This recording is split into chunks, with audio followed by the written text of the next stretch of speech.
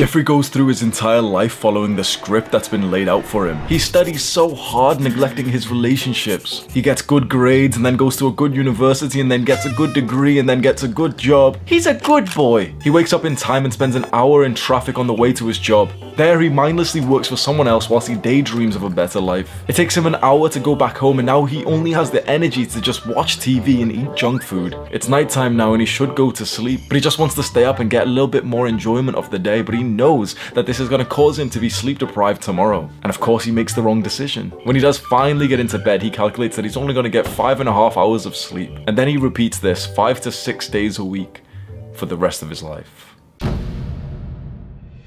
Adonis lives a weird life, an unscripted life. He doesn't follow the same script as everyone else. Everyone is on their way to work and they see Adonis enjoying himself with his son at the park at this time? Isn't he gonna be late for work? Adonis followed the principles from the book Unscripted by MJ DeMarco. When I was 21 years old, I graduated from university with a degree in psychology and I started looking for jobs that I could get. Literally the only kind of jobs that I was eligible for were pretty much the same jobs that I could have gotten before I even went to university. And so eventually I got my first full-time job, which was in customer service, literally taking complaint calls. And whilst I was working in that customer service office, I also enlisted into the military, into the RAF, the Royal Air Force. But then I was so fortunate enough to stumble upon this author, MJ DeMarco, and his first book, The Millionaire Fastlane. And then I went on to read the book that we're covering today, Unscripted. It changed everything for me. Reading this book gave me a new blueprint to wealth that we're going to cover in detail in this long video together. And I could no longer be satisfied working a normal job, and even the thought of working like a military career, it just didn't excite me anymore because I had seen like the truths of wealth that no one else was speaking about. And so for the first time in my life at age 21, I took a major risk. I had rent to pay, but I left my full-time job and I pursued entrepreneurship instead. That was a couple of years ago when I first read this book, and I tried so many different businesses. I went through that period of not knowing what to do with my life,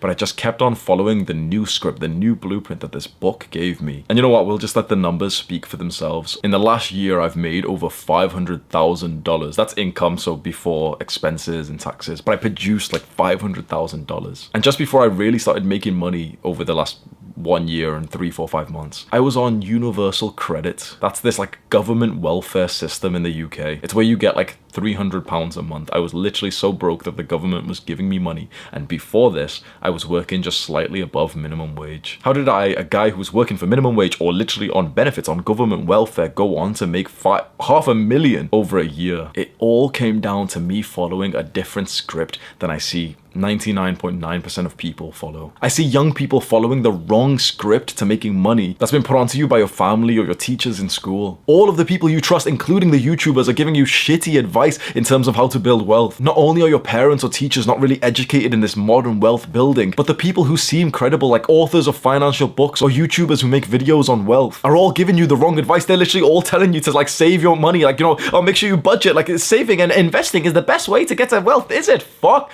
They're all lying to you. The author of I Will Teach You to Be Rich, Ramit Sethi, lying to you. He's made a book literally telling you, oh, well, the best way to get wealthy is to trust in compound interest. Bullshit. All of these intellectual authors and bloggers that probably your parents listen to are telling them to just penny pinch and save as many dollars as possible and don't buy coffee. They're trying to instill like this scarcity mentality into you to make sure you save every dollar possible and put it into the big compound interest machine of index funds. And then hopefully, just hopefully, you can retire at age 59 instead of 65. That is not the kind of life that we want. Early retirement by 6 years. Shut up. The rich are following a completely different script than you are, and they're not telling you what it is. There's these fakers, these authors, these YouTubers who are teaching you like how to get wealthy, the best way to get wealthy, and they're telling you that the best way is to save as much money as possible and to like invest it safely and everything. All these guys are lying to you because they know that this is what's going to sell to like average people. They know that telling the drones of average people like, oh yeah, the reason why you're not a millionaire is because you've been buying a coffee every day for 67 years. But like, bro, I'm 25. What the fuck are you talking about, bro? Coffee every day is making you broke. No, it's not. You know, the same people who give out this financial advice, and they are probably millionaires. Guess how they made their money? Because they're telling you, oh, save, don't buy anything, invest. They made their money through business.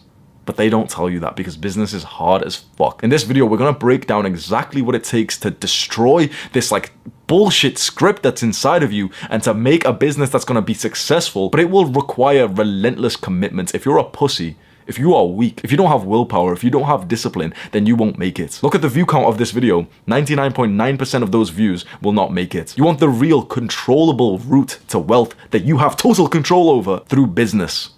And you need to wake up every single day for a couple of years with that total one focus in your mind to make your business successful. You want to play 1 hour of video games? You want to watch anime? You want to watch movies? Then this video is not for you. If you want to explode your income and provide value like this good quality product or service to the entire world and become an entrepreneur, then this video's for you. Continue watching. Yo, by the way, bro, my friend and very, very successful entrepreneur, Iman Gadzi, he's going to be running a 4-day event called the Digital Renaissance. And I'm going to be like a guest speaker on this event. It's going to be live near the start of November. And it's going to be kind of like 4 Netflix style episodes of how to become an entrepreneur and what kind of business to start and how to achieve that unscripted lifestyle. And he's even going to break down that concept of hard times create strong men and why this might be the time to really take this seriously and achieve like a good level of financial security. Scroll down to the description of this video and click on that top link to sign up for this event, and you can do that for free. Mwah.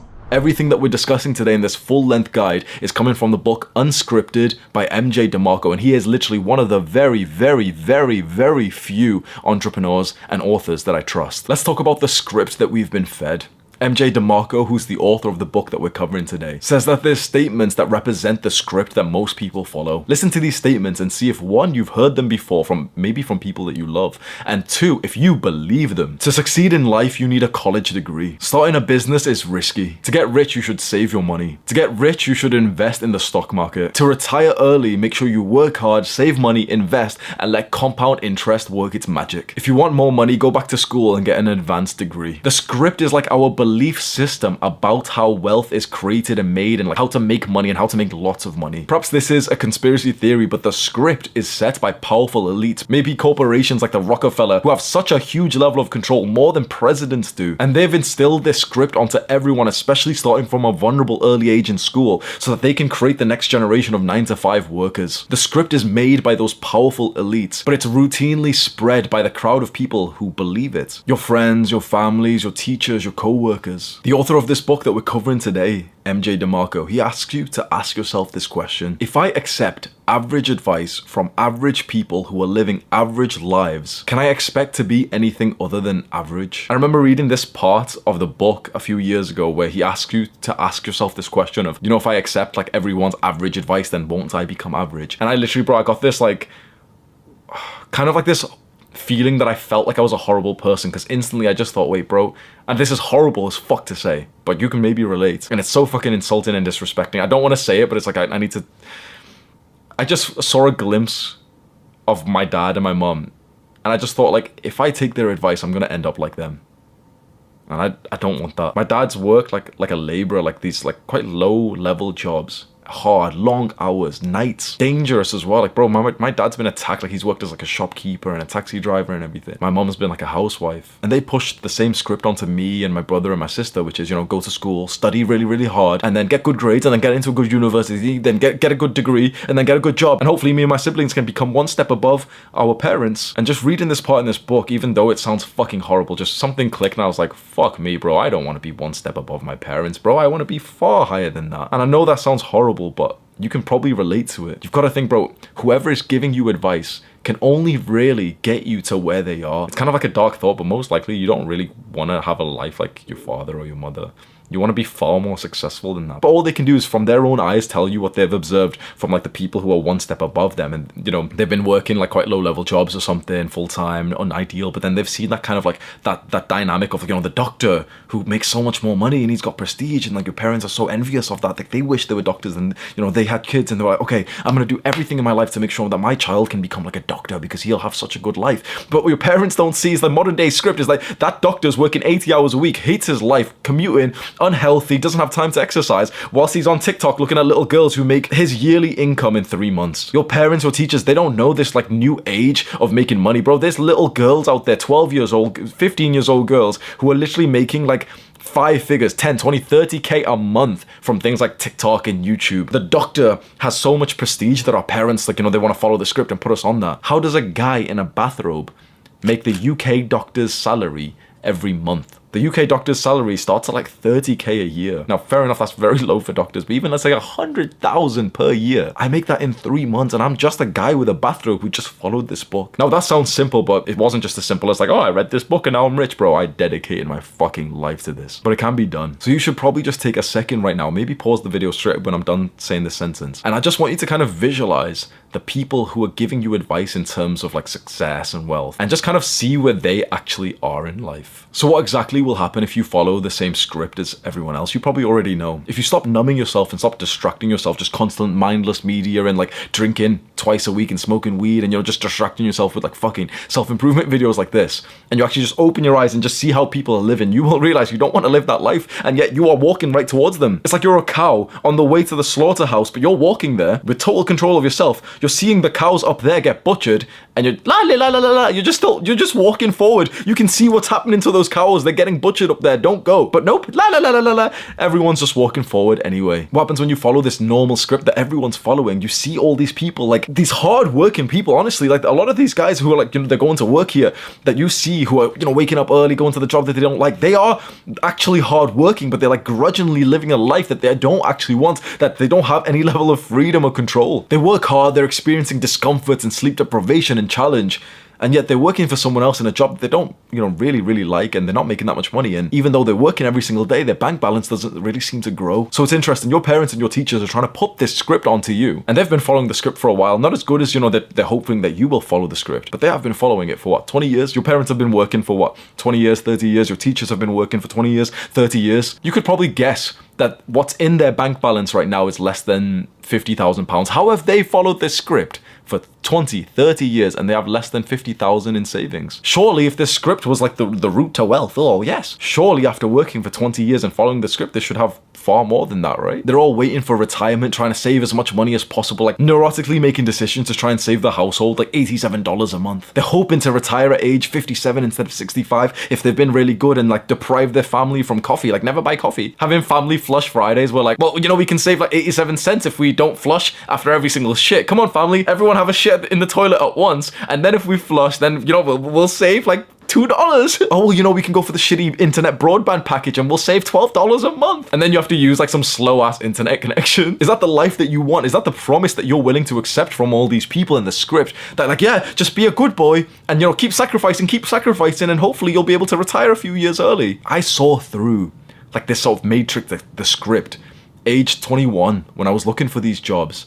And I remember going for a particular interview. I went to this like big fancy building, right? Almost kind of prestigious. It was a job for an income of 17,000 per year. 17,000 per year. And I'm thinking, oh, well, you know, it's like, yeah, you know, I've got to start somewhere. I go to this interview, and who would you expect would be doing the interview alongside me? It was like an entry-level position. 17,000 a year, bro. You know, I was kind of expecting like, oh yeah, or they're like uni graduates, or like, you know, an 18-year-old or something. Everyone who was in the interview, it was like a group interview. Those are always cringe, but like there was like 4 or 5 other people doing an interview with me. I think 1 woman and all men. They were all like middle-aged. They had followed the script like good boys and good girls. And here they were in a group interview sat next to me, and I just spent the last few years like partying and smoking weed and fucking girls in university, and they were sat in an interview next to me, and they had followed this script. You know, it was literally that moment where I looked around and I was like, man, this is kind of embarrassing. Not just like, you know, for that, like, yeah, I remember I text my brother's kind of like a scripter, right? And I literally remember this exact day, okay, I'm in that job interview, and I literally remember texting him saying like, you know, there's people here who are middle-aged, that's just embarrassing, I can't believe like they've not leveled up in life and stuff.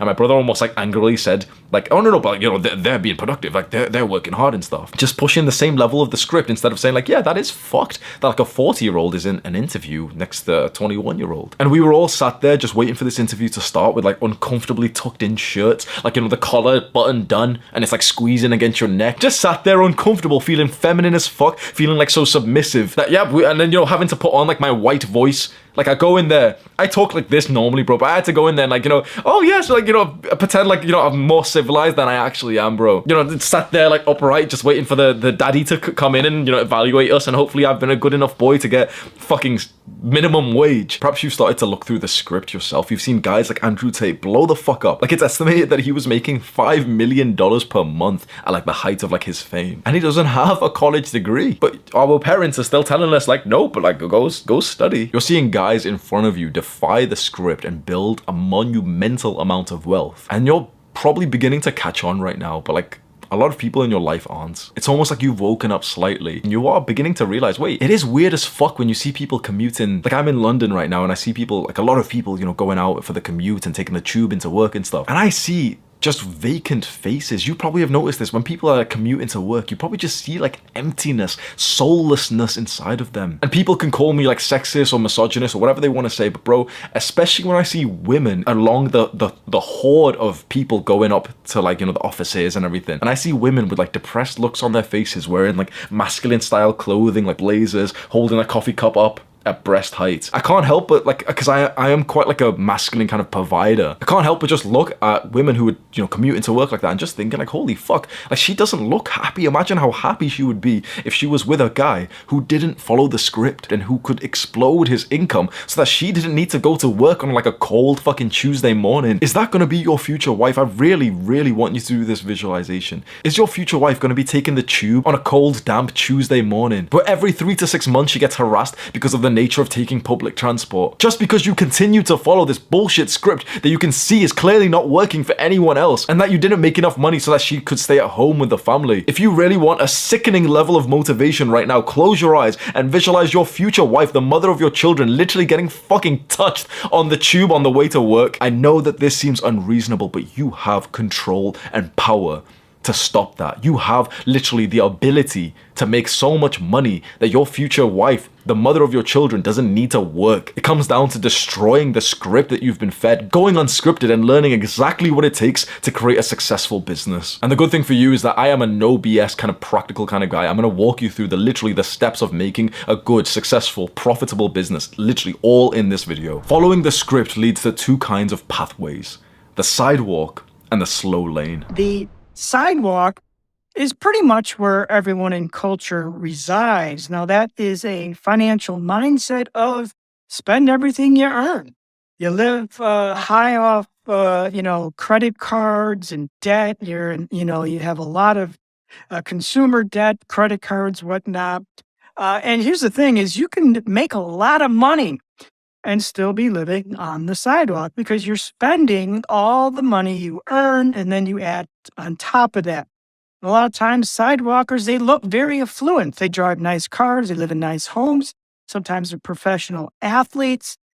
Bottom line is you're spending more than you earn. So that's the mindset of a sidewalker. And then we have the slow laners, the good boys. Now the slow lane is pretty much what everyone, if you follow financial media, wants you to follow. The slow lane roadmap is basically the financial plan of mediocrity. It is affectionately known as get rich slow, and it is tailored by a mindset of you want to save everything you earn, you want to skimp, you want to clip coupons, you don't want to buy expensive things. You want to do nothing, buy nothing, and anything you save from that miserable existence, you want to throw it into the stock market, invest it, and make millions, because by the time you're 65, old and gray like me, you're going to be rich. And at that point, you can continue to live the same existence. So if you pick up any financial book that's a bestseller on Amazon or your favorite bookstore, you're going to read a bunch of slow lane ilk. It's going to all say the same thing. Cut your expenses, invest in the stock market, and be patient. Now, the slow lane is common. This is what you're going to see everywhere. And it is a strategy based on pure defense. Defense is cutting expenses. Defense is doing nothing. Defense is driving a shitty car. You never go out to eat. You never drink. You never do anything. You live at the smallest house possible, the smallest apartments. It is basically a life of horrific mediocrity. That's kind of funny because Here you're trying to be free of money, and instead, you're enslaved by money. So it's kind of funny. You follow the normal script like everyone else, and you have to choose one of these pathways. Honestly, the unscripted life can come down to one sentence. What color is your Bugatti? I have never heard of Andrew Tate up until a couple months ago, about the end of August of this year, 2022, where there was a bunch of people on my forum discussing him. He is massively producing content, either himself or a bunch of affiliates or disciples or whatnot. I guarantee you, he isn't on TikTok scrolling through videos all hours of the day. No, he is producing content. So in that respect, we have a very similar business philosophy, that you're probably better off observing what he does as opposed to preaching what he does, because you'll get a lot of insights and information on particular business strategies as attaining an audience or reaching a massive audience. Whether you love or hate Andrew Tate, and this is not anything about like his controversy, this is more just a sort of observation of his success. That is a man who is living the unscripted life. That is a man who didn't go through the formal education system, who didn't get a degree and a good job. That is a guy who just made a business, exploded his income, and now lives a very unique life. Andrew Tate is a guy who has perfectly implemented the principles from this book, Unscripted by MJ DeMarco, perhaps without even reading it. So how do you become unscripted? It starts with what the author of this book calls FTE. Fuck this event. This is a significant event, like a day, a period in your life where you almost like throw your arms up and say like, man, fuck this, I can't live like this anymore. Tate mentioned that this happened to him in his teenage years when he saw someone roll up in a supercar that was worth like hundreds of thousands of dollars, and he just got pissed off that like he wouldn't be able to afford that. He asked his friends, doesn't it piss them off? And they were like, oh, well, no, I don't care. But he went home and he was literally pissed off by the fact that someone could afford a car that he couldn't reasonably think how he could afford. And for me, my FTE, fuck this event, happened one day after I finished work in that customer service department. So, I was working customer service in the complaints department. And I fucking hated my life. I think one of the worst things of my life then was actually the commute to and from work, because I used to take public transport and I would take the tram. So where I was from, Manchester in the UK, there's like a tram line, and sometimes you can take it and it's fine, but sometimes it's either really, really packed or there's like full on like crackheads, like screaming homeless guys and everything. And sometimes there's like racist and aggressive people. And it was such an anxiety inducing moment, literally coming from work every single day. And I remember that over the course of a couple of weeks, when I was at probably my lowest point in my entire life, I would literally just burst into tears on my commute home. I would kind of hold it in whilst I was on the tram, but I'd be so fucking close and, just like pretend to be on my phone and stuff. And the moment I'd get off the tram and I'd go into this sort of dark alleyway on the way to my apartment, I'd literally just begin crying. I hated my life. And I just remember this one particular day where, that had happened. I literally cried in the darkness, but, I wiped away the tears because I didn't want her to see it. I go into the apartment and my girlfriend was there because we lived together, me and this girl that I was dating then a few years ago. And I just remembered being like, hungry because I just worked all day. And there was literally just nothing to eat. There was just, nothing in the kitchen or anything. And neither me or her literally had enough money in our bank accounts to like order like, a £20, £30 delivery, like delivery takeaway meal. And I remember just lashing out on her. And I felt like shit, but like literally I just started like shouting. I just got like pissed off. I gave her like a certain look, thinking like, almost acting like she was like useless, with this kind of mindset, like, I've been out at work all day. How's there no fucking food? Isn't that your responsibility to like make sure there's at least something to eat? I lashed out emotionally, and I'm getting like frustrated, and I had this like kind of like dry throat feeling that I have right now, like reminiscent of the story. And I remember it was maybe 8 p.m, pitch black, in not such a nice part of Manchester, and I literally just left the apartment just feeling pissed off, put like loud aggressive music on, and just like ran just in the dark towards the gym, which was like a mile and a half away. The moment I left the apartment, we usually wouldn't go out at like nighttime like that, especially in the sort of area that we were living in was a little bit like more rough. It was like Salford, if you know it, Salford, Manchester. That's where like there was gang wars and everything like that shit. And I literally just remember this run on the way to the gym, which was pitch black. Okay, I'm not even talking, you can see and stuff. There was points where it was pitch black and I literally needed to use like the torch on my phone. I was scared as well. I was literally like, my hair was standing up. I was literally thinking like, bro, if a group of guys try and jump me right now, they'll fucking twat me right now. I get to the gym and everything. I have like a shitty distracted workout. I feel like an asshole for like shouting at my girlfriend. And I got like so fucking upset, man. Honestly, like I don't really remember what happened after this. Like, hopefully I came back and like apologized to her, but all I just remembered is like this day changed my life, because it pissed me off to think that I was working full time And we literally still didn't even have enough money for food. We needed to constantly keep messaging our family to ask them to give us money. And I was working full time, bro. I was literally like following the script. Like, yeah, you know, I didn't have such an amazing job and I could have gotten a better degree and stuff, but like, we couldn't even fucking live on that wage. I hated my life. And you know what the worst feeling was of this day, this night that this was all happening? I'm in the gym and stuff. Guess what the worst feeling was? Constantly looking at the clock and thinking like, shit, I'm going to be sleep deprived now. I have to wake up like really early so I've got enough time for the gym and everything. So I need to think, am I going to skip tomorrow's workout? Am I just going to be sleep deprived? It's 9 p.m. It's 9:30. It's almost 10 now. Come on, like I'm going to have like 6 hours of sleep. Ended up staying up late that night from what I remember and like just...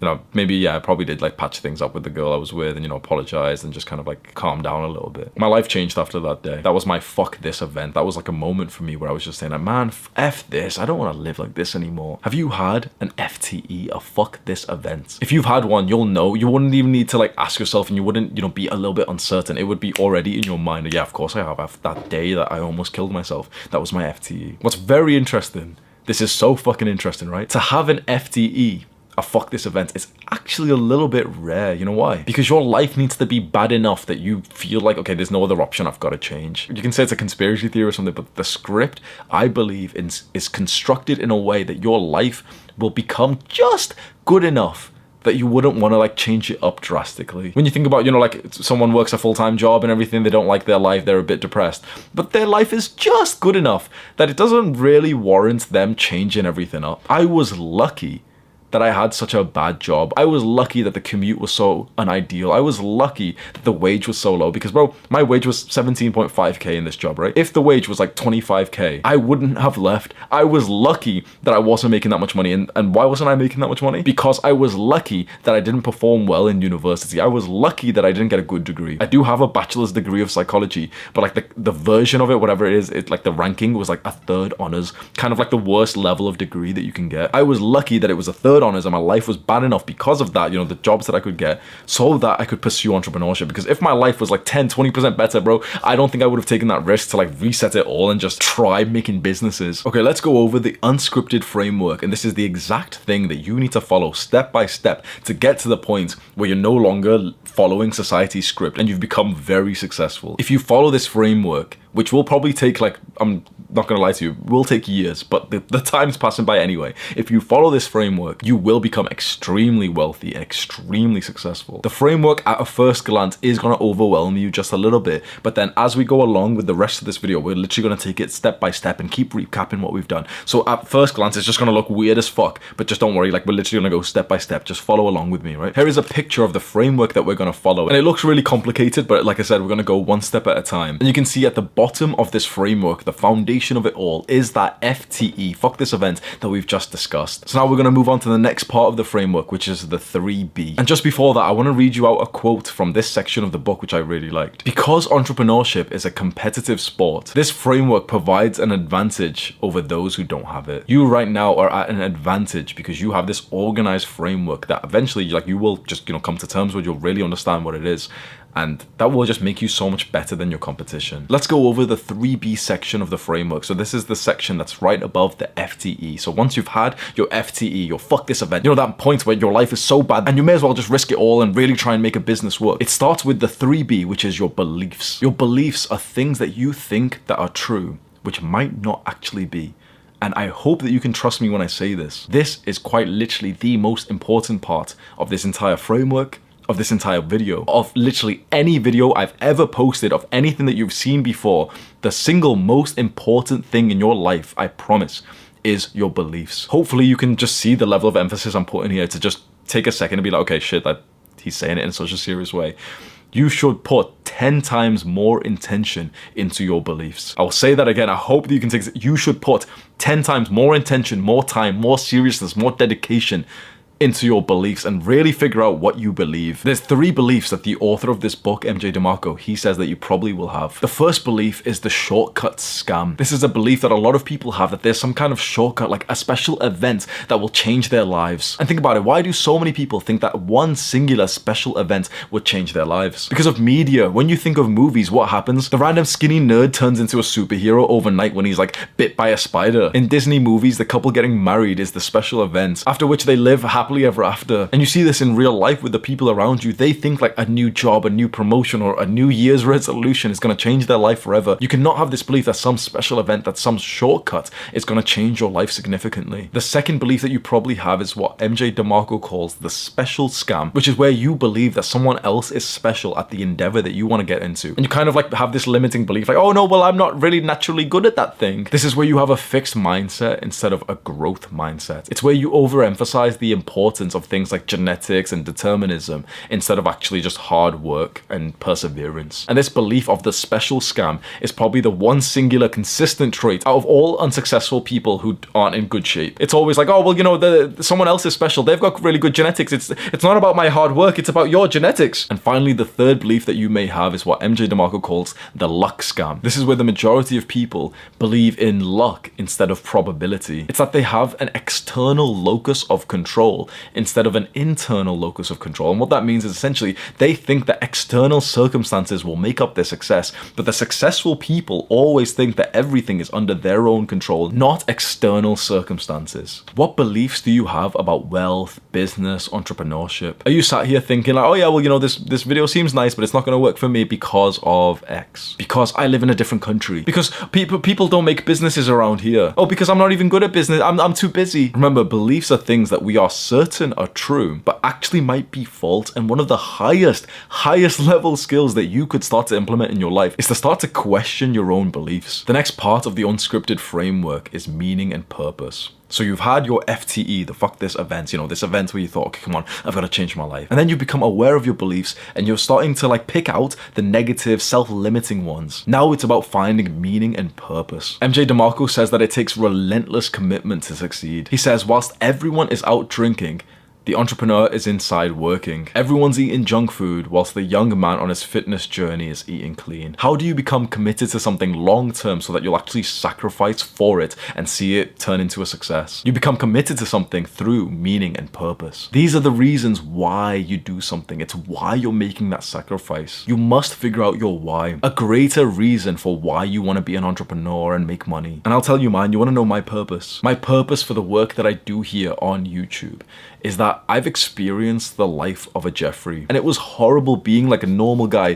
who just indulged in like brainless overstimulation just on Snapchat and Instagram all day, watching porn, literally fapping 3 times a day. That was like a normal thing for me, even whilst I had a girlfriend. I was playing video games and just eating junk food, and I slowly saw my physique just get worse and worse and worse. I got myself out of that, and I think I have the knowledge to spread that can help other guys. I don't drink, I don't smoke, I don't play video games, I don't watch movies. I'm considered so extreme by other YouTubers. I don't have any social media, I don't watch TV, I don't party. I've relentlessly committed myself to this work, all because of the commitment that comes from my purpose of thinking that I can be the one to help like my entire generation of men, because I've been in that down position. And you know, I've been called extreme by every other YouTuber in my space. I'm known as like the extreme guy because I tell my boys that you should have a 100% productive day. I tell them like 1 hour of video games is unacceptable. 1 hour of watching like anime is a waste of time. And the majority of people don't understand why I say that, and they think it's too extreme. They don't have purpose. Your purpose is the reason why you take your work so damn seriously. Maybe it's because you and your family live in a developing country which might not even be safe, and so you want to be the man who can make money and then take your family out of that situation. When you have a real purpose, you won't want to waste an hour playing video games. So how do you find your purpose? So finding your purpose, this can be tough, but here's a good thought experiment you can try. I call it the billionaire thought experiment. And what you want to do is you want to visualize yourself winning billions of dollars. And after you do that, after you pay the taxes on it, what would you do? What is the very first thing you would do after you won $1 billion? Now, that answer is probably going to lead you to some insights into your purpose. So your answer might be, oh, I'm going to pay off my, my parents' mortgage, or I'm going to donate to this particular charity, or I'm going to do X, Y, or Z. That's going to give you some great insights into potential purposes you may have.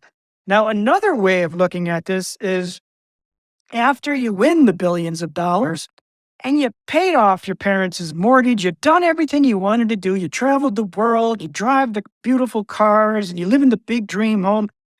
After all of that is done, what would you do? That answer is going to lead you into some insight into a powerful purpose. They may motivate you to do what others will not. That's a really good way to figure out your purpose, because it's like this underlying motivator for your contribution to the world. And I'm going to be very, very mean and insulting here, because everyone's been too soft on you. All of these like soft YouTube videos I see where they say like, oh, well, you know, like I wasted my 20s too, don't worry, hee hee hee. I'm gonna be a little bit harder on you. If you haven't found your purpose, that's because you're probably living like an idiot. If you haven't found your purpose, before you click off this video, because now you're getting offended, and oh yeah, he's not even being that helpful anyway. If you haven't found your purpose, I guarantee it's because you've been numbing and distracting yourself, and you've been spending more than like 10 hours a day just sat inside your room just watching brainless fucking content. You'll find your purpose, like the biggest motivator of your entire life, when you actually get outside of your house and do things that matter. The overwhelming majority of young men can't find their purpose, and they're complaining about it. Oh, I don't know what to do with my life. And they literally don't even go outside of their house. The answer is that simple. Spend the next 6 months of your life just being outside of your house, doing things. Just consuming content on your phone, on your computer, isn't going to lead you to finding your purpose. Go on a walk and go speak to a random stranger. Go sign up for some kind of event. Join a movement, and you'll find something with your life. You can hate me for all you want that I'm insulting you and saying that, yeah, you're a recluse, you're boring, you're being lazy. The only kind of people who don't know their purpose are literally just lazy motherfuckers who just overindulge in content. And you can hate me for being insulting towards you, but I guarantee within 1 year from now, if you do make some progress in here, you will remember me saying this, and you'll be like, oh yeah, fuck, like, yeah, he was kind of mean and disrespectful, but he was right. Or maybe 1 year from now, you wouldn't have made any progress anyway, because you'd still be spending 8 hours a day on your computer chair. Which one is it gonna be? Don't you deserve a better life than that? Than to just, you know, to get upset and to complain, oh, he offended me. If I'm telling you right here, right now, that this is the way to find your purpose, to have the biggest motivator of your life so that you can actually go and be successful, and it's to stop consuming as much content as you are. Now, fair enough, you're consuming some kind of educational content here, but bro, I guarantee you're watching fucking Andrew Tate shorts, TikToks and shit, bro. The next part of the unscripted framework is FE, which stands for Fast Lane Entrepreneurship. And these are 5 principles which create a rock solid business. And the term that we can use here is CENTS. CENTS. And they stand for control, entry, need, time, and scale. You're going to learn what each of these mean, and if you can develop these in your business, it will lead to what MJ DeMarco calls productocracy. Essentially, it means that you're so damn good that you grow rapidly. So let's go through the 5 principles needed to reach productocracy. The first one is control, and this is owning what you build. And MJ DeMarco asks, is there one person or entity who can instantly kill your business? And you've seen this happen just recently with a bunch of YouTubers just getting removed from the platform. I'm at risk here because my business doesn't have the element of control, because YouTube can just cancel me whenever they want. The YouTuber and my friend First Man had his previous business literally just deleted because it was a blog which wasn't very secure, and so the entire thing that he worked on was literally just wiped. You have to ask yourself, do you have total control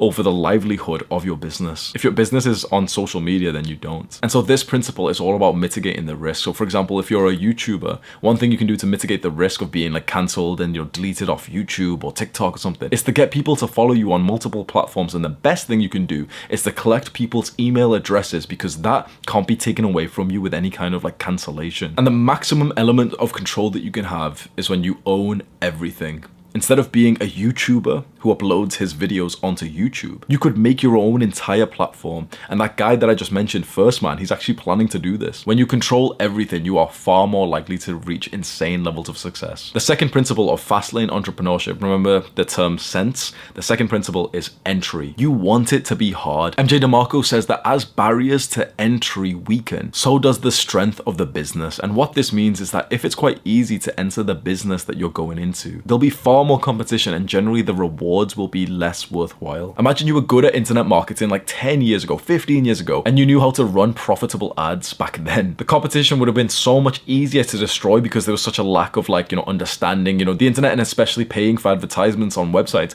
was relatively a new thing back then, like 10, 15 years ago. And so if you were good at it then, and when it was quite difficult to get into that business model, you probably would have destroyed your competition and made a lot of money. So ask yourself, how easy is it to start your business model? For me as a YouTuber, it's somewhat easy to just create a channel and upload your first video. But there is actually quite a big hurdle to posting yourself online, and that's like an obstacle that a lot of people stop at, which means that the entry for being a YouTuber is somewhat in the middle level. Use this principle to remind yourself to not run away from difficulty. If you're starting a business which is quite hard to begin with, that might actually be a good thing, because a bunch of other guys who are considering that business won't go forward. If the business is easy to get into, then you're going to have a lot of competition. The third principle of fast lane entrepreneurship is need. Entrepreneurship is simple. You literally just find needs and problems that need to be solved, and you charge people for that product or service that you make, which fixes that problem. So ask yourself right now, is your business needed? There needs to be a need, a want, a desire for the value that you can provide to people. Another mediocre cafe or restaurant isn't needed in your city, and that's why you keep seeing them pop up and then disappear again,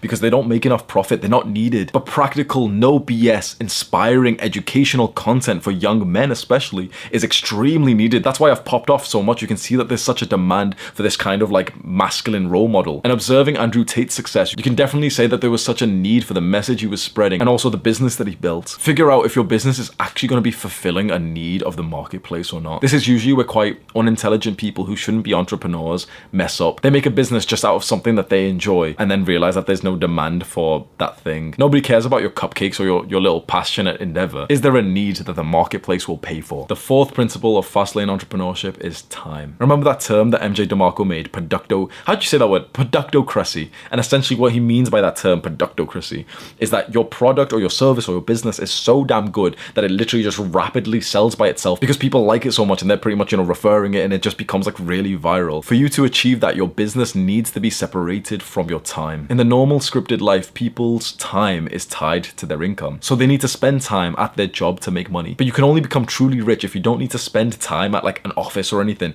to make money. And instead your money comes from things like sales on your website, which could happen whilst you're asleep. It could happen whilst you're not even working. But you have to be careful here, and I want you to be totally honest.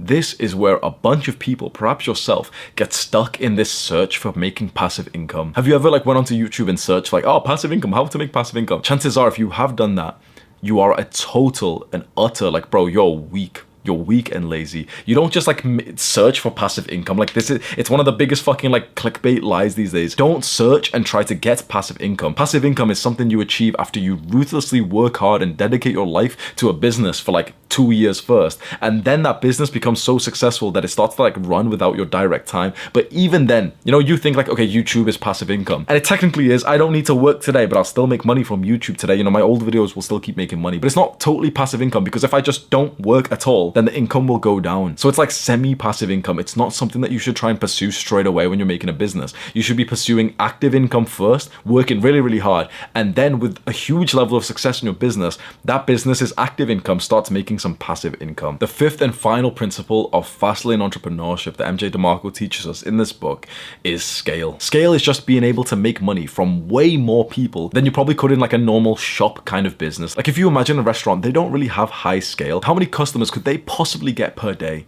Maybe 100, 200, 300 absolute max. That would be like the craziest day in the restaurant's history was like 200 people came through the door. It's very unlikely like some normal restaurant is ever going to achieve that. And that's just 200. But with certain businesses, especially the ones that are online, especially kind of a social media businesses, the scale's right there. This video that you're watching right now is an aspect of my business. And look at the scale of it. Look at the views of this video and compare that to maybe the 100 or 200 people that a restaurant would affect. You can see the scale of an online business is magnitudes higher than any kind of like in-person store. So that can be the same as being an author and selling books, or growing a podcast, or selling an online product, or having affiliate marketing. Using online businesses, you can literally have millions of people who like you and who would buy from you, and that is so powerful. So that was the 5 principles of creating like a very successful fast lane entrepreneurship kind of business. And that was control, entry, need, time, and scale. You want to try and get as many of these 5 for the business that you're trying to pursue. Go through each one again and verify if your business model has or doesn't have each one. Can you work out which of the principles of sense I have as a YouTuber? The next part of the unscripted framework is kinetic execution. So far in this unscripted framework, now you remember that this framework is how you get to that unscripted life of being like, the entrepreneur who's really rich, who doesn't have to be like one of these scripted bots. With this entire framework, this process of becoming unscripted, we had to start with our FTE, the fuck this event, that moment of just hating our lives so much that we were just so ready to take a risk with something new. Then we had to become aware of of our beliefs and really make sure that we didn't have those kinds of limiting beliefs that, you know, the sort of determinism that some guys have, like, oh no, like I couldn't be rich, I couldn't make a business, businesses are too risky, and like they have kind of like weak and lazy beliefs, and so we became aware of that, and hopefully we can start to make progress from them. Then in this unscripted process, you develop meaning and purpose, and that's like your biggest motivator for why you want to do this work. It's something that's bigger than you. So you remember that my purpose for this work that I do here was that I lived those dark days as like a normal guy who's just overindulging in stimulation, and so I feel like I have the knowledge in my own mind to spread and to hopefully help like my entire generation, and so that gives me so much drive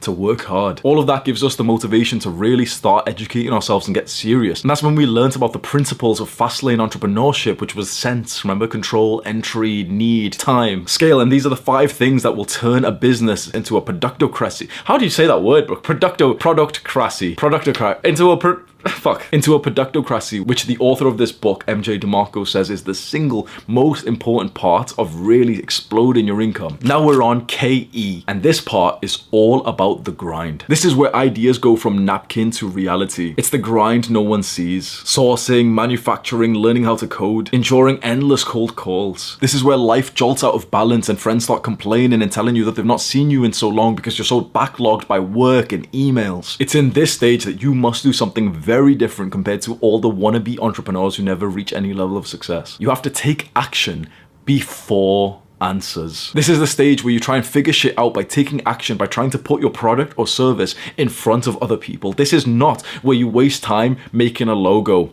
writing up a business plan. This is where you literally try and work on the business model and try to like just get the leanest, most minimal viable product that you can and put it in front of someone to see the feedback. This is where you'd record your first 20 YouTube videos without really knowing who you're recording for or what niche you really want to get into. Because at this point, there's 2 kinds of people, and I'm hoping that you're this kind. Most people at this point will just kind of like keep waiting for no reason, and you know, they'll kind of say to me like, oh well, you know, I'm thinking about starting a YouTube channel. Like when someone says, oh, I'm thinking about starting, I know that they're a pussy. This is the majority of people, and this has probably been you in your business venture. You wanted to learn how to code or make a YouTube channel or whatever business you wanted to get into. This is most people, like, oh, you know, I'm thinking about it now. The other kind of person literally just jumps right at it and tries whatever they can do immediately. It's the kind of person who considers, oh shit, like YouTube might be something that I would like. They grab their phone and record a YouTube video there and then. And so there's yet another framework for us to remember. Now this framework that we're going to go through is the AAA, and this is the framework that turns on kinetic execution. And essentially this AAA framework will literally teach you on how to take action in the right way that will actually lead to success. And the AAA framework is act, assess, adjust. So we'll go through this AAA framework together, and we'll imagine that you want to get into the business of growing a YouTube channel. So for this first part of this AAA framework, remember it's act. The action that you could take if you wanted to start a YouTube channel is grab your phone and record a 3-minute video of you just talking about something that you're interested in. And in fact, I'm going to tell you the exact answer I would give you and that I've given to a lot of people when they ask me like, oh, well, you know, I'm considering YouTube. Do you have any tips? I literally look at them in a quite a rude way and I tell them, shut the fuck up, grab your phone, record 50 videos over the next 2 months, and then ask me for more advice then. Because 99 times out of 100, the person who's asking, like, I know I sound like an asshole who would probably waste my time. We need to figure out if you're actually serious or not. And so many guys are in this like wishy-washy thinking stage. You need to start this framework by just taking action. Grab your phone, record the first shitty video, and upload it onto your channel. Most of these people who are following the script are action fakers. They're mental masturbators. They're the kind of guys who don't really want to take real action, but they just pretend that, you know, they're taking this business seriously. So when I was at this stage around 2 years ago and I was ready to take action, I did so by just literally recording random videos that would come into my mind and upload them onto this YouTube channel. And you can still see them. You can see the videos were all over the place. On one video, I talk about meditation. And then on the next video, I talk about curing back pain. I've never even experienced back pain, but it was just like, oh, well, you know, let's just record it. Let's act. And then let's see what happens. And that brings us to the second part of this AAA framework. So just remember, this AAA framework, act, assess, adjust, is how you like take action in the right way. So the first part was act, you know, just take action with something, anything. The second part is assess. See how the marketplace or the customers respond to the action that you took. Listen to their feedback, even when it's not what you wanted to hear. So let's say 2 years ago, I just took action and I just recorded a video on back pain. It didn't really get any views. And so that was a message in itself. That's how the marketplace responded to my video of how to cure back pain. So since my back pain video didn't get any views, that was kind of like a message from YouTube and the customers entrepreneurs and the marketplace that they weren't interested in that kind of video. And so I kept on taking action, just recording random videos. And one of the random videos that I made was on dopamine detoxing. I saw the market's response to that was really good. It got a lot of views. This was at the start of my YouTube journey, and suddenly this dopamine detox video got like 1,000 views. That was the market, the viewers of YouTube telling me something. And so I assessed it and thought, okay, more videos like this, more videos talking about stimulation and self-improvement. And the third part of this AAA framework is adjust. This is like correcting course. So we took action, we assessed what the market or the customers or the viewers' feedback was, and then we adjust, we correct course to go into the right direction based on the assessments of the marketplace's response to our action. So starting from the beginning again, I took action and just recorded random YouTube videos. One of them was the back pain video. It didn't get any views. I assessed that it didn't get any views, and then I corrected course and I was like, okay, no more back pain videos. Then I took action again and I made a video on dopamine detoxing. I assessed the viewers' response to that video. This was all like 2 years ago, and it got like 1,000 views, which was a lot for me. And then I adjusted by making more videos similar to that. Act, assess, adjust. This is the AAA framework that will help you to take action into the right direction. So this part of the unscripted framework, remember it said KE, and that stands for kinetic execution, is when the author of this book, MJ DeMarco, says that you need to instill discipline and expect it to be difficult at this time. This is that time when you have to do the hard work, especially when you don't feel like it. What I love about this part of the book is that the author drills in so many mindsets that I also drill in onto my YouTube channel for the young men who are getting onto self-improvement. One of the things that he argues here is that he says that balance is bullshit, and I totally agree. He says in the book, do you think Michael Phelps would have won 23 Olympic gold medals through balance? Of course not. Extreme success is created out of balance. Balance is like another scripted lie, and it's especially pushed forward by these sort of like weak, undisciplined men who are like, oh, well, you know, that he's living a life out of balance. He's an extreme guy. Well, yeah. You know, people say this about me all the time. Oh, I'm very extreme with myself, and bro, oh, he's not having, bro. Of course I'm extreme. You're not gonna get successful without being extreme. Pick one huge goal and commit your day-to-day life to it for 2 to 3 years. And just don't do much else apart from progressing to that goal, and you will achieve it. And I know that some people will hear that and be like, oh, well, that sounds really sad. Like, oh, I want balance. But if that huge goal is part of your purpose, and also that goal would transform your life forever, like for example, becoming extremely wealthy, well, then it's worth you to dedicate your life for the next 2 to 3 years for it. Because these guys who say, oh, well, you know, like, oh, that's really extreme, I'd rather live a life of balance. Well, guess what? They don't even achieve 50% as much as the guy who goes extreme in one area. But let's say your success in different areas like studying, fitness, social skills, dating, you know, all these different areas that we could level up. If your success is just in balance, like here, you're just gonna be another normal person. But what you need to realize is that all of the rewards, the recognition, the status, the money, the wealth, all of it goes to the guy who's way, way higher on one pillar of life. Now, you should try to level up the most important pillars of your life, especially things like mental health, social skills. But you should have 1, maybe 2 parts of your life that you put 90% of your thoughts into. For me, that's the movement that I'm leading here, this YouTube channel. That's like, you know, the most important part of my life. And then also my fitness journey. And you know what's interesting? My fitness journey and weightlifting and building my physique means a lot to me. But you know what I've really realized? The more that I try and really focus on that and level it up, the more that it takes away from my success here in YouTube. You only have like a certain level of like mental energy that you can use. And if you're trying to achieve like a completely separate goal, you will take away some potential success in potentially what is the more important thing. And so when I'm in a period of really wanting to maximize my success in work like I am now, all I'm thinking about is work, and my fitness journey kind of takes like a backtrack where of course I still go and work out, of course I still eat clean and everything, but I'm not like killing myself to make sure I'm bulking at 4,000 calories a day and like how many grams of protein. I'm not tracking my calories. I'm eating clean, but I'm not tracking my macros or weighing out every individual grain of rice because I'm so focused on my work instead. You have to realize balance is a lie. You can achieve balance, but then you will just be mediocre. If you really want to have an extraordinary experience of life, you need to go out of balance and choose one endeavor that you really want to just fucking dominate. And for me, that's my work right now. For most of my adult life, it was my fitness journey. We're almost at the end of the unscripted framework, and now we're on the 4D section, which stands for 4 disciplines. So in the book, the author says that this is the part when you'll actually start to achieve a good level of success. We've done all of that groundwork, and especially with just the last section that we covered, the KE, kinetic execution, you know, the daily grind.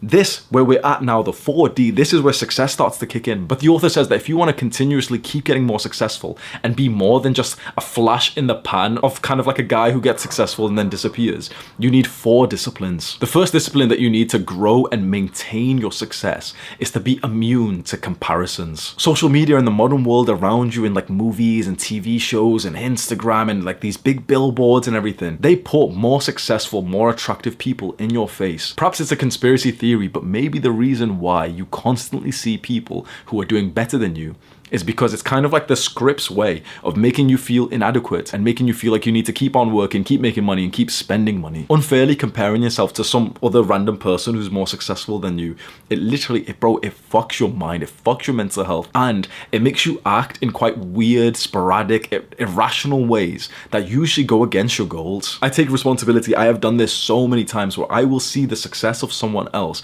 and I will compare and get a little bit jealous, like, I want their success. So I did this with Mr. Beast. I saw him hit like 100 million subscribers, and I'm such an ambitious guy that I'm like, yeah, I can hit 100 million subscribers in a few years. Let's do it. Like, I'll dedicate my life to it. And so I changed up my goal. I changed up my entire channel, my movement to try and go for that goal, till eventually I took a step back and I was like, hang on, the videos I'm posting now are just clickbait and over edited, and they're not really even helping people. I compared my success to some guy who's playing a completely different sport. So you know what you need to do, because we don't want to compare. We know that's bad for our mental health, but we also know that competing, being in competition with other men, increases our testosterone and it makes us work hard. What you need to do is to compete with someone who's running the same race as you, who perhaps is either a friend who's running alongside you or someone who's either further along in the same race as you are. We want to compete with the people who are running the same race in the same sport. We do not want to compare with someone who's just playing an entirely different sport. So how do you develop this discipline of stopping yourself from comparing with other people? Honestly, you have to take a big step back from normal life, especially social media. Go onto a dopamine detox where you're not just constantly like looking at Instagram pages of a guy who's more muscular than you, or you're not just constantly like watching movies or something, comparing yourself against like the lifestyle of some other imaginary character, and then relentlessly obsess over your goals and your mission and align everything to your purpose, and do not deviate away from this. All of your actions should be aligned to your purpose, your mission, your goals, not someone else's. It's so easy to watch this and be kind of uninterested right now and think, oh yeah, whatever, yeah, I don't compare myself to anyone else. But you should really consider having the humility to take this seriously and just kind of hold your hand up and say, you know what, I am kind of at risk to comparing myself to someone else, and that might actually fuck me up. So let me just like be honest. When could that happen? In what endeavor could I compare myself to someone else? And I'll do this right in front of you, okay? Because, bro, I'm not perfect with this. I'm pretty bad with this. I often do compare myself to someone else. So I could hold my hand up and say, you know what? Yeah, I'm going to take this seriously. I'm going to have humility. I actually do often compare myself to someone else. And sometimes that's been kind of catastrophic because I'll change my goals based on someone else. Where does this happen? Like, how can I protect myself from this? So it happens in work, in terms of this YouTube channel, and also in fitness. So what if I set a concrete, disciplined iron routine with my fitness journey? What if I just make it really simple and I just choose like 6 exercises that I know for a fact I'm going to continue doing for the rest of my life, and I just stick to those? And when I see someone else talking about, oh, well, you know, those exercises are rubbish, I do these exercises and I eat like this, I'm like, no, I've just got my routine and I know that it's going to work for me. It's so valuable. And this is coming from, like, you might not be able to relate to this just yet, but this is coming from someone who's almost fucked his entire business because I saw someone else's success and I pivoted so hard that eventually I almost destroyed everything. So it's so valuable for you to just take a few minutes and really try to set some kind of precautions for this. The second discipline to grow and maintain your success is purposed saving. This is where you act with discipline to have a goal and intent with the money that you save, to make sure that you're safe from things like emergencies or a big tax bill. Because this is where, and you've probably seen this so many times, of a bunch of, like, you know, the young idiot rappers who make so much money and then they lose it all. Or the same with the athletes. Like, some random athlete just gets so you know, famous, they make so much money and they start buying stupid shit, and then eventually you just hear about them going bankrupt and you don't really think about it more because, you know, that seems like some like weird persona type of person that we can't relate to. But that's a real person who, you know, was probably like in the ghetto, you know, like struggling, not making too much money, and suddenly within the space of a couple of months they had $200,000 in their bank account. And these people didn't have discipline, and so they spent that. They saw $200,000 in their bank accounts and then they spent it, and then they had to pay a massive tax bill of $50K and they couldn't pay it. You must have the discipline of purpose saving. So it's worth to just take some time right now to think, okay, what could you need money in the bank account for? And my answer is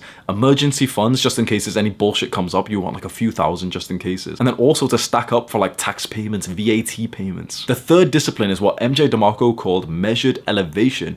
And it's kind of like being aware and limiting your lifestyle inflation. Lifestyle inflation is when you start to upgrade your life when you start to make more money. And that seems kind of normal, right? So you make more money, and of course you start buying more things and improving your life. Most people do this, they make more money and they increase their life at the same time. But then the issue is that when the money stops, their lifestyle's up here, and then they're in debt, and then their life just kind of fucks up. The better way is with measured elevation, is where you allow your income to go up, where you don't really change anything for a while. You let there be like a little bit of a gap, and then you start going up. So you create this almost safe zone. Honestly, I feel like I'm probably the single best advocate for this.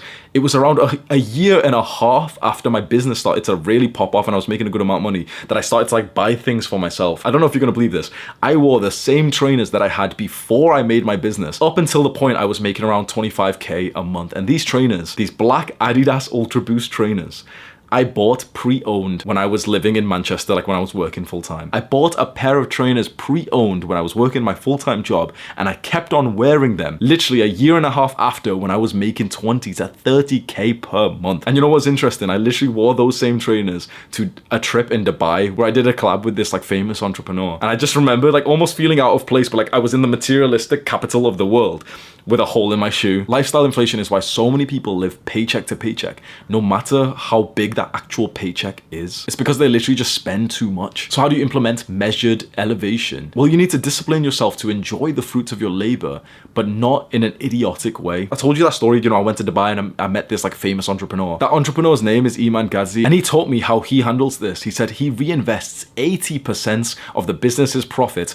back into the business, and then he keeps 20% for just blowing and just having fun. And he told me to do the same thing. He said, spend 20% of what I earn in profit as just my own sort of like living expenses and, you know, like nice things that you want to treat yourself to, and 80% reinvest it back into the business. The fourth discipline, and maybe the most important, especially if you're a guy like me, is consequential thought. What MJ DeMarco means by this is that you really keep in mind that your actions have consequences, and you start to do almost like a risk management for the kinds of actions that you take. And we're going to be very like vulgar and quite frank here.